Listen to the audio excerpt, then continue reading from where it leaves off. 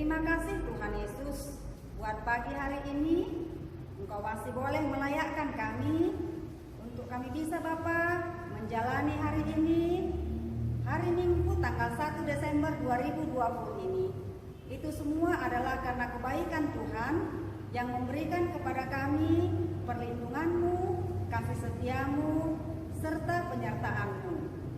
Bapa yang baik, kami akan mengikuti ibadah sekolah minggu seperti biasanya Tuhan, dalam keadaan penuh sukacita. Biarlah Bapa, Roh Kudus-Mu yang menyertai kami, yang memberikan kepada kami hati yang penuh syukur dan hati yang penuh dengan damai sejahtera. Berkatilah ibadah online kami ini dari awal, pertengahan sampai akhirnya, supaya nama Tuhan semakin dipermuliakan dalam ibadah ini. Dalam nama Yesus kami akan mulai ibadah kami ini. Amin.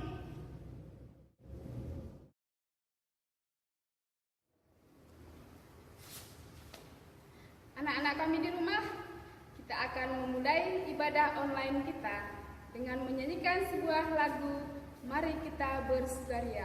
Kita nyanyikan dengan gembira dan sukaria anak-anak ya.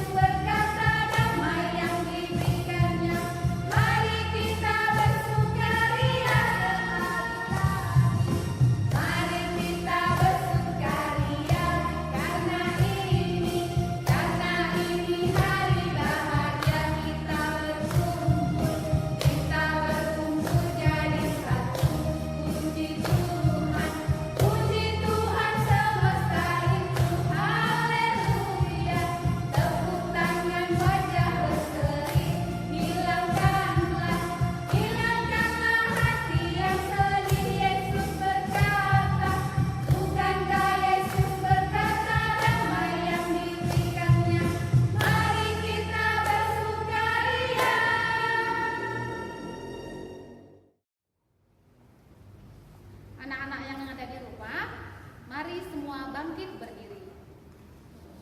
Kita berdoa untuk mengaku dan memohon keampunan dosa kita.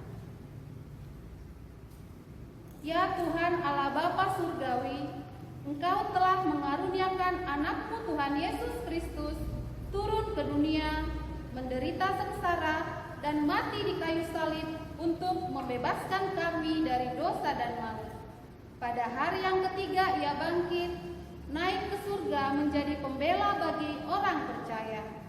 Ya Tuhan, betapa agung karya penyelamatanmu bagi dunia ini. Namun, kami sering kurang menyadari akan kasih-Mu yang sungguh luar biasa dan kurang menghayati makna pengorbanan Yesus Kristus. Semuanya itu dikarenakan keangkuhan kami, sehingga tidak menghargai kasih karunia-Mu, serta disebabkan kurangnya penghayatan kami akan firman-Mu. Kini kami sujud di hadapan-Mu ya Tuhan, mengaku dosa-dosa kami. Ampunilah kami, baharuilah hati serta pikiran kami oleh Roh Kudus, supaya kami semakin memahami firman-Mu. Ajarlah kami untuk mengucap syukur atas perbuatan serta kebaikan-Mu dalam kehidupan kami sehari-hari. Doa ini kami mohonkan hanya di dalam nama Yesus Kristus, Juru Selamat kami. Amin. Dengarkanlah firman Allah, janji tentang keampunan dosa. Tuhan adalah penyayang dan pengasih, panjang sabar dan berkelimpahan kasih setia. Tidak dilakukannya kepada kita setimpal dengan dosa kita, dan tidak dibalasnya kepada kita setimpal dengan kesalahan kita. Seperti Bapa sayang kepada anak-anaknya, demikianlah Tuhan sayang kepada orang-orang yang takut akan Dia. Kemuliaan bagi Allah di tempat yang maha tinggi. Amin. Anak-anak, silakan duduk kembali. Adik-adik sekalian, kita akan mendengarkan firman Tuhan dengan tema bersiap-siaplah. Tapi sebelum itu, kita angkat pujian, kita sambut Tuhan Yesus dengan judul lagu Ku Mau Cinta Yesus. Kita nyanyikan sama-sama ya adik-adik ya.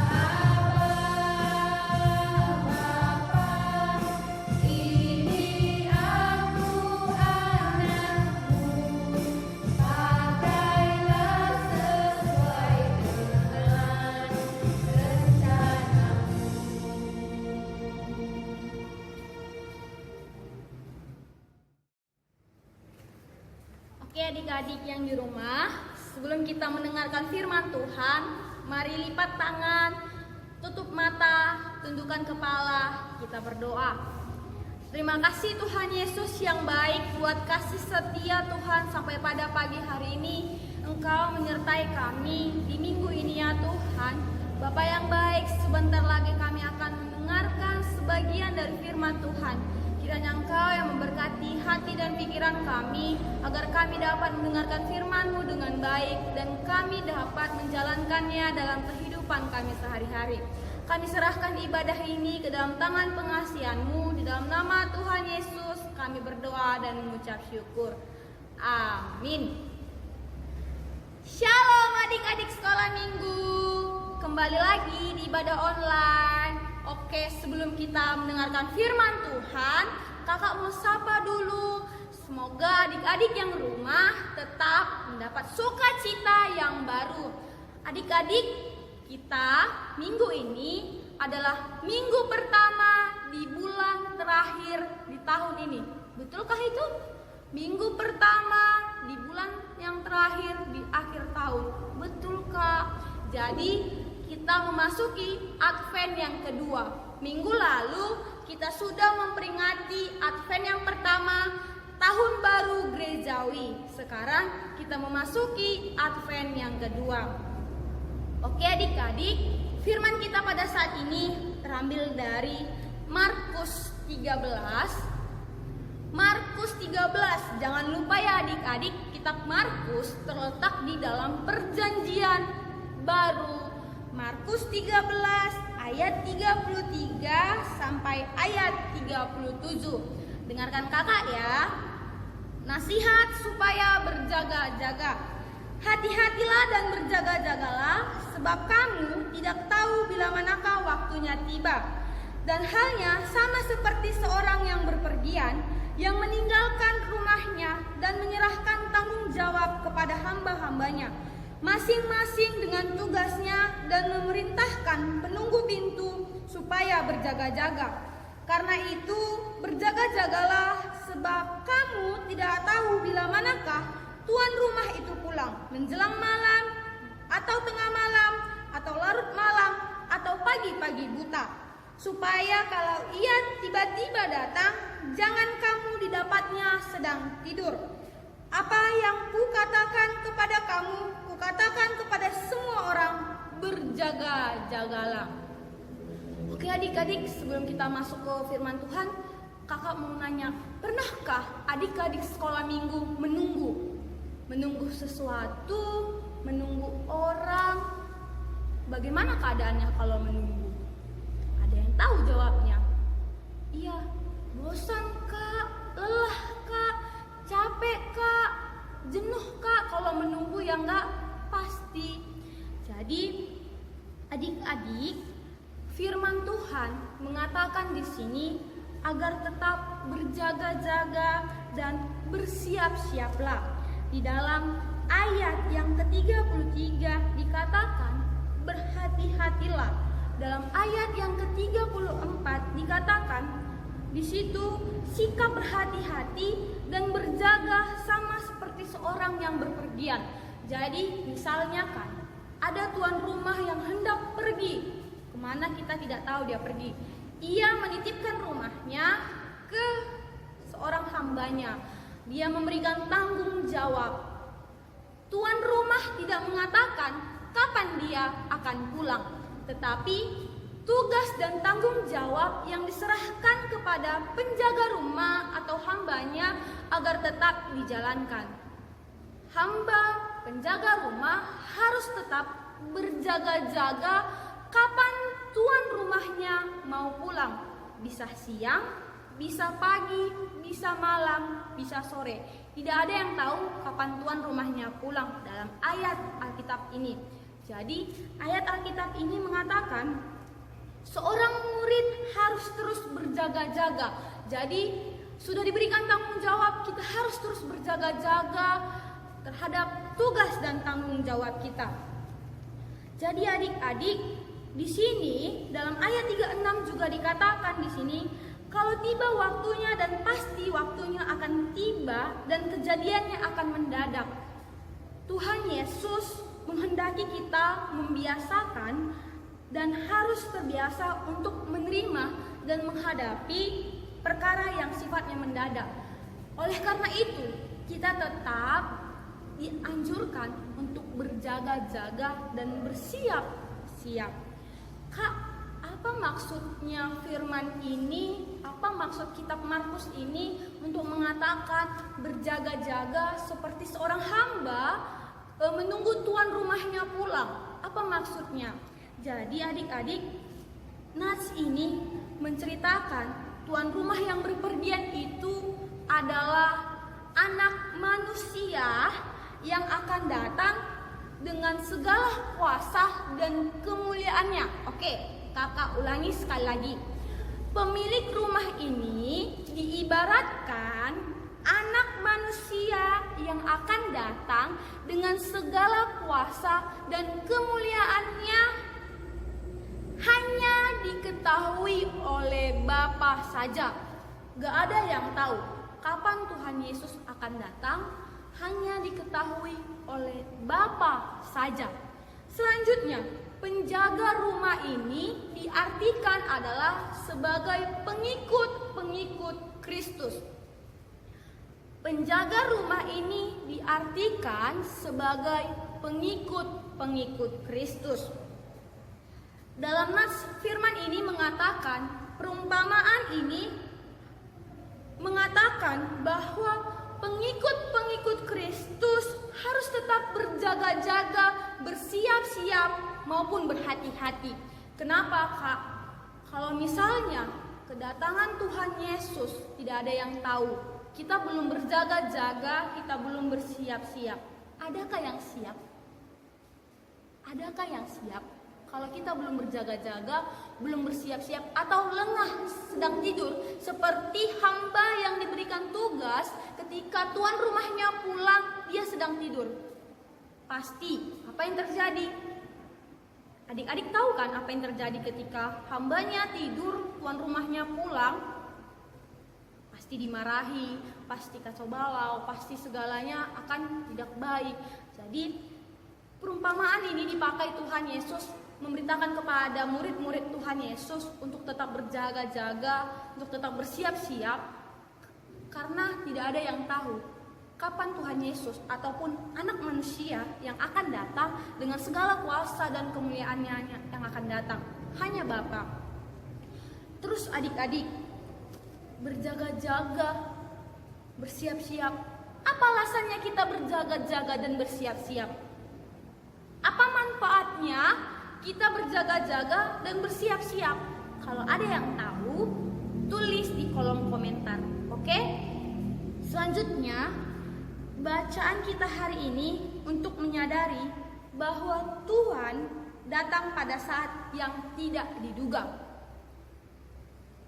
Tuhan Yesus datang tidak saatnya yang diduga.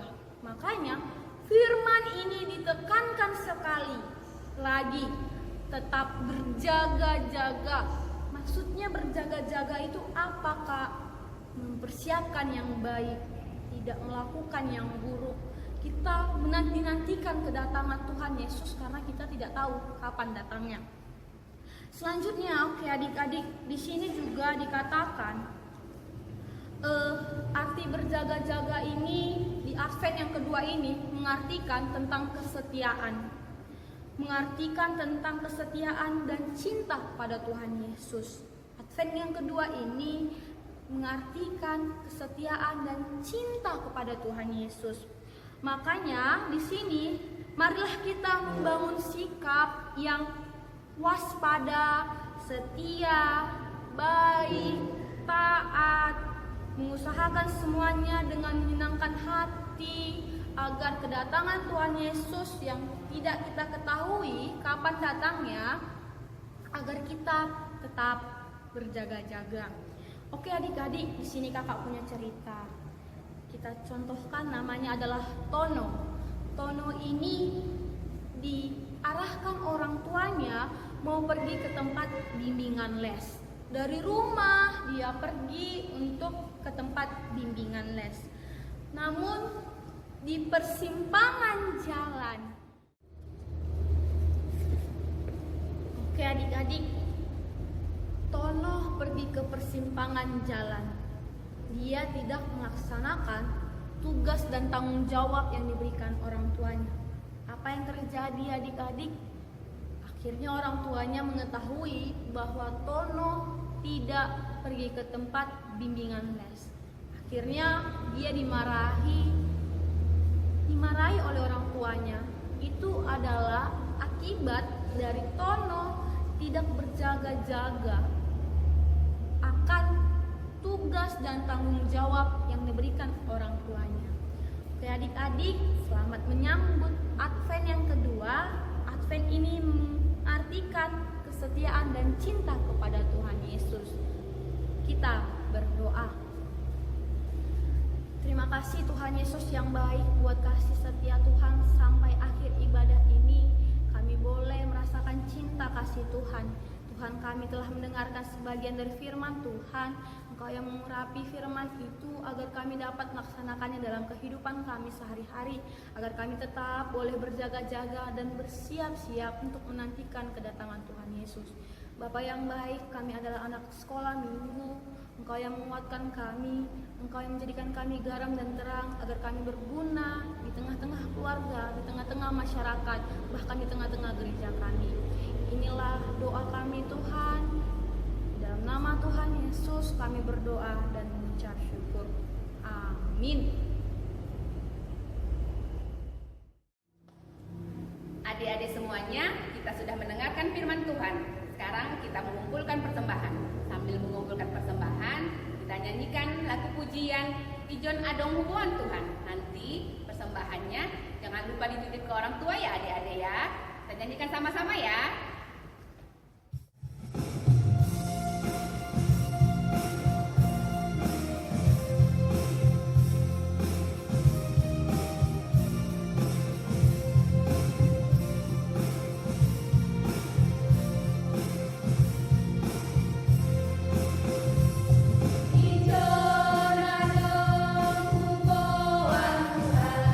Galangan migolu, una domine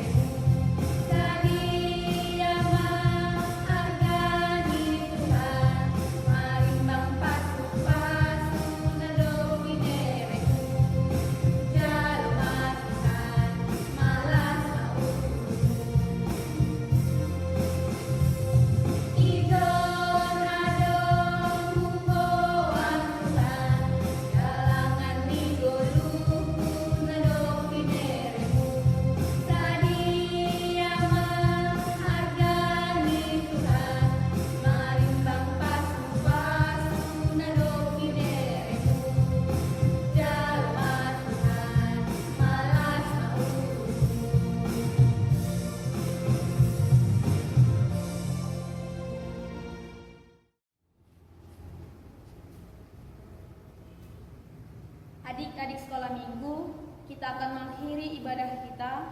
Ambil sikap yang baik, lipat tangan, tutup mata, tundukkan kepala. Mari kita sama-sama mengucapkan O Yesus Hasomani. O Yesus Hasomani, Hanami Hagadu. Pasada Urunami, Aset Orang Bali. Semboi dalam Hanami, Salah Kanan Dosa. Tuhan Hasomanami, Orang Mati. Kasih karunia Tuhan Yesus Kristus dan kasih setia Allah Bapa serta persekutuan Roh Kudus menyertai kita semua. Amin. Bapa.